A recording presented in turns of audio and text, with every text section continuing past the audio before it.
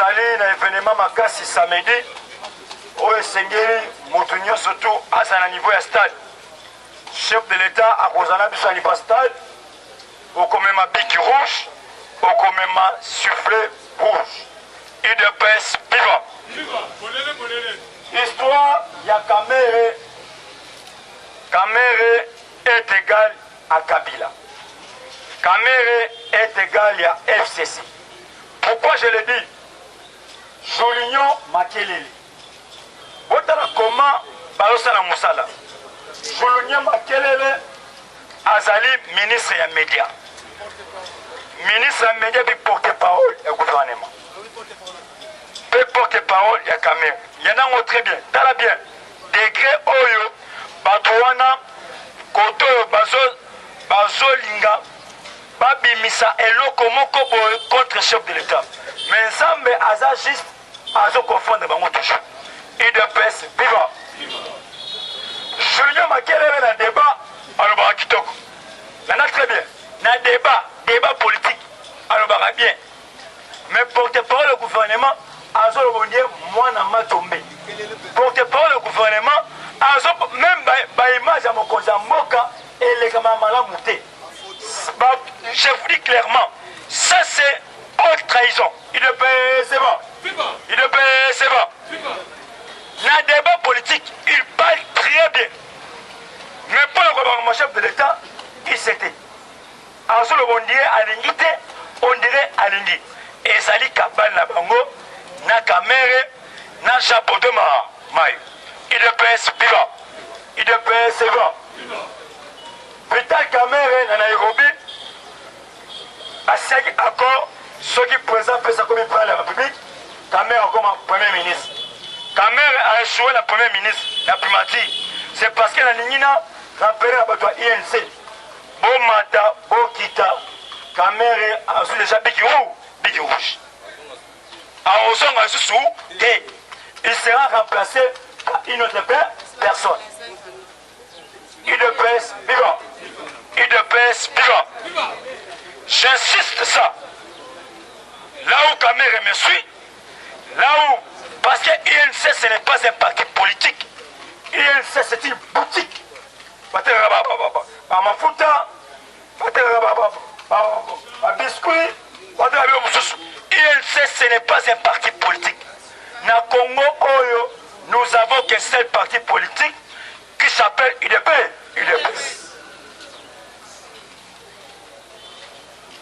UDPS vivant. Hier, j'ai suivi soi-disant porte-parole de INC qui veut se comparer avec tout un parti qui a renversé le régime de Mobutu, qui a renversé le régime de celui-ci, Oyo Kalaming Taoke Guantanamo, et l'Okoyamukie, l'Okola INC, et l'Okoyamukie, l'Okola Vital Kamere veut se comparer avec UDPS. Ah, tout c'est la bango. Oya Komeka. Tokobuke nam. UDPS vivant. UDPS vivant. Kamere Nathan Wassali na pouvoir à cause à la directeur cabinet, il a plus ou moins 80 papans. Mon on a son roi, what? Tolobate. Ba combattre, ba souffrir. Ba combattre, ba on comme. Mais Kamere est encore plus ou moins 80 papans. Mon on a son roi, what? Allez, mon oiseau des moutons. Allez, mon mausolée, il se séquette. Allez, mon il y a 100 jours. Allez, mon il y a un militaire à niveau S, les mêmes moutons quoi. Maintenant, biso tolobate pour que Kamere, Asa Kamere, Tolobi NON, Biki Rouge déjà est rattrapé Kamere. Amata Akita, président a suspendu 3 mois. A coquille jamais qu'on participait à la réunion du conseil des ministres. Et puis à retirer signature. Le collègue puisque Koiba Moïbi, a Koiba Souté, Yangwana, a commis Kolela, n'a la liberté. Kolela n'a Souka, il a pris la prison. Tu vas te faire fâcher, maman, que c'est bon.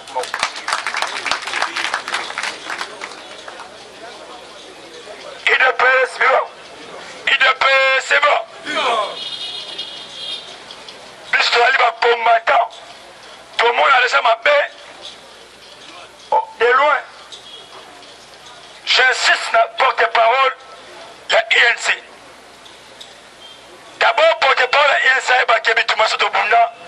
On ne jamais que bunda ngote. Quand même encore si bakor. Alors si ma motocycliste c'est belle IDPS. Oh to que l'INC ba so musala. Bot na bango ça peut être bateau na ba si misa. Pour moi qui a c'était caméléon à cause si bango. Jusque là, je ne vois pas là où ces gens ont eu du travail. IDPS c'est bon. IDPS c'est bon. Jean Baudouin Mayo. À son mime à Pang, ministre du budget, mon doyen, c'est dans le degré. Jean Baudouin Mayo. À son mime à Pang, tout autour, il y a Boudin, il y a Onatra. 1 700 000 $. Bon, on a fait un gars, bien, Jean Baudouin Mayo, ministre du budget, sauf qu'il y a tout autour, il y a immeuble, il y a Onatra, il y a Boudin. À son mi mapangu nyonso na oza aux environs ya Jean Baudouin Mayo 1 700 000 $. Mon na songo wa pop. Mais biso awa tonyoko. Biso akolo pouvoir tonyoko. Mais individu yelise baba bele ko so mapangu. Président de la République a dans le pangu moko sombi exact. Mais individu tout tourne baso yeba so mapangu. Ah non, non. Ces gens là-bas, tous devraient être arrêtés. IDPS vivant. IDPS vivant. Moutolokola Amida. Amida a donc commis se permettre de Kolobake 2023. Et puis, c'est une femme qui s'y basi Sonia Congo. Sony. Quelle se taise Azan et le quoi Azan le son mon côté à copes un peuple congolais. Azan le son mon côté à copes un parti le quoi il est pesté. Il est c'est bon. Il est c'est bon. Calais Moutom. Président a enquêté. Calais déjà a procédé. Parce qu'il y a un président à Koutana. Na numéro 1 Pentagone et on pense wana pona bango to na ndaka mais mungana ko pa batote Kabila va désarmer armement spirituellement physiquement bango forcément mon Kabila sans Kabila bango ba osalaté so Kabila paye yo OK Guantanamo 45 personnes au bas la liste ba pèse la boîte CPI 45 personnes. Le président a ajouté 15 personnes. Na 45 15 personnes. Ah, c'est quoi vous voyez Makambuto qui est dans mon délit. Parce que votre belé va comprendre. Samedi, je vous dis. Elles allaient départ. Il y a parlement. Elles allaient départ. Il y a CI. Il y a Sénat. IDPS, vivant. IDPS, vivant. Personne n'est au sauver Félix. Personne combattant. Félix n'est pas sauvé dans la puissance. Félix compte beaucoup dans le combattant IDPS. Félix compte beaucoup dans le Parlement debout. Alors, dans mon makambo, dans mon bateau, dans mon au contraire, dans la Bilili, le parlementaire debout, comment bazo défendre le président de la République et puis comment bazo défendre l'intérêt général de Mboka. N'ayebisi ba conseiller na clair. Ayebisi même de Belé. Alors j'aimerais dans quelques peu de jours n'a travaillé dans le parlementaire debout. On a retravaillé dans le bateau bazo ibanga. On a retravaillé dans le bateau osungate. J'aimerais travailler dans le bateau yo balingi progressivement en Mboka. Balingi mnazala en film pour que Mboka ait avancé. N'a qu'on travaille cette fois-ci dans le parlementaire debout. Président le clair, n'a pas mandaté, c'est le Parlement debout, n'est pas cause de mandataire. Et de presse, tu peux t'apposer dans mon cas. Président déjà le clair, les mandataires, ça sera des parlementaires debout. Parce qu'il a compris que non, sans parlement debout, en tout cas, président a la difficulté ma classe.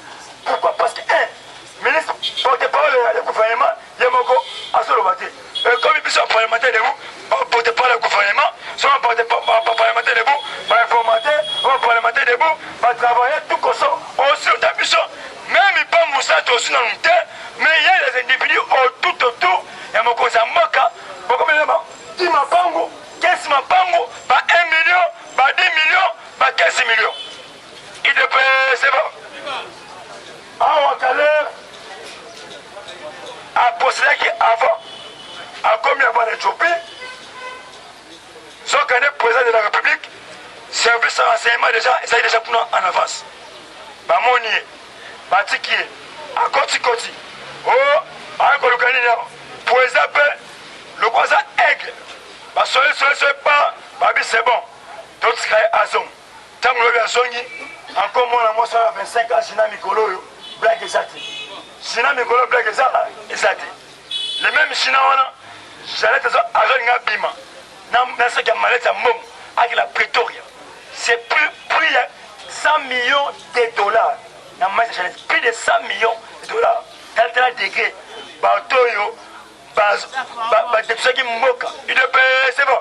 Il te paye, c'est bon. Plus de 100 millions de dollars, Jeannette. Après, il y a bien qu'un. Fongo, maman, Atabi no moko, Mokango, Atabaïba Gamboka pour été. Na dégâts, les bons sont. Ah, Caleb, il te paye, c'est bon. Il te paye, c'est bon. Parce que, Martin Fayoulou, n'a fidolé en bongo. Babek Saki Bango, et pas Mike Hammer, responsable américain à Peter Pan, Bakebisi Bango, Bakebisi Basango, Bino Boza Basango, Bahar Mewana, et comme il s'est retrouvé, l'église de Mionde, Lénini. Donc, Pessino Misanga, Yo Martin Fayoulou, Bino l'église catholique, Oh Tokoyo Kaka Mukolo Moko, si tu as des signes. Soto yoki ngo fongo likamo vete de signe yeba yango toko traiter le col ndemo na kana oko kene connexion de kana na niveau CPI fidole bon so meki yeba ngo bien yopo ke prison moka oyo ezambo américain ba meki to simi moka oyo à 100%. Même coronavirus au moment on ne blague pas avec les Américains. Je dis bien, on ne blague pas avec les Américains. Le coronavirus que vous voyez, aujourd'hui, si vous demandez l'économie chinoise est maintenant au rabais. 900 morts au niveau de la Chine par rapport au coronavirus. 1300 morts. Et combien sont 1300? Pour que au moins, les Américains comprennent que non, le pays qui voulait que la troisième guerre mondiale est seulement, c'est la Chine. Et puis la Chine a beaucoup plus pris dans RDC, l'uranium, a déqué dans l'arabe pour qu'il crée la troisième guerre mondiale. Donc, moi, les Américains vont jouer, il faut masser ma casse. Il est c'est bon. On ne blague pas avec les États-Unis d'Amérique. Les Américains, ça va se faire comme ça. De mon Chine a commencé à subir les conséquences. Alors, si tu lèves mon temps, tu as lobby. A commis, Balamoko, Batalier, tu as un document, tu as au moins je parle. Caleb Mouton Azali na résidence surveillée. Il est vivant. Il est surveillé. Caleb sera arrêté. Caleb doit nous dire au deuxième fois à Saint-Loko. Le président, la première fois auparavant, Caleb a Kenyaki. Il y a un répéter les mêmes bêtises. Parce que Aoskoyo, Bacheskoyo, Piki Rouge et Bandi Soussou. Et pas Caleb.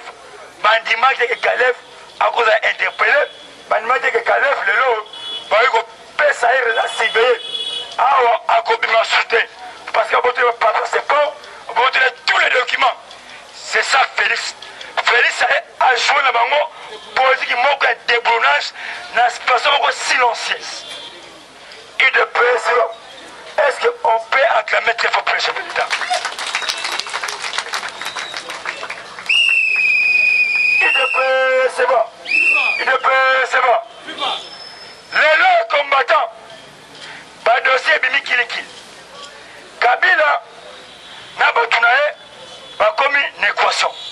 Bakasa qui a fait ce qu'il dit, alors ça là, bafati, même quand même, au bon moment. Oh non, non, c'est primati. Primati, et que dada, échoué. Il y a nommé directeur. Le nommé directeur, balongo lié. Trois mois, il y a colongo là. Des accueillis. C'est-à-dire, ce n'est pas suspension, c'est son départ. Il ne peut, c'est bon.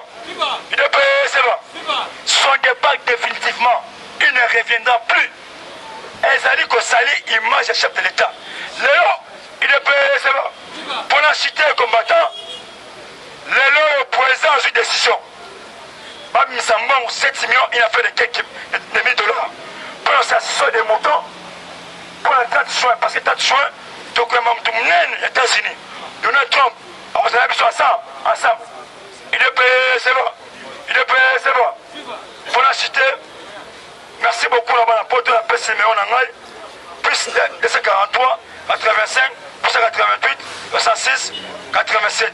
Plus de 143, 85, plus de 88, 66, 87. Merci beaucoup, président Kennedy.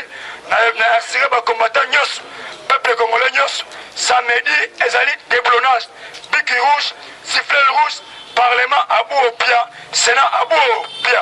Merci beaucoup, on a passé parole, pas président de Eshima, votre magazine qui bat au rythme de l'actualité. Une réponse à vos besoins en information, un éclairage dans divers domaines. Impartial, documenté, instructif. Eshima au cœur de l'info. Retrouvez la nouvelle édition. Exclusivité. Sakumbi Molendo, le réformiste qui vient stopper l'hémorragie, suspension des fonctionnaires peu intègre, numérisation des titres fonciers et climat de confiance avec les collaborateurs, le nouveau gestionnaire des terres congolaises fixe les nouvelles règles de jeu. Focus, Lambert Mindi, Omalanga, le souverainisme comme un dogme. Redressement délaissé, Tomaluaka Losenjola, l'homme de la situation. Dossier Eshima, fini les vacances, vive les rentrées. De la politique au judiciaire, en passant par les scolaires, les derniers trimestres de l'année 2019 en RDC est décoiffant. Économie, PCC, un cadre des rétrocommissions et détournements à passer au peine fin. Découverte, Claude Ibalanki et Colomba, les coordonnateurs du MNS au centre de l'action de Félix Tshisekedi dans le Grand Lac. Les dialogues et pourparlers en RDC qu'en tire le peuple. Tubaou, la clé de la mythologie kassaïenne. Retrouvez l'intégralité du magazine Eshima dans les kiosques. Eshima Magazine, un nouveau standard d'information.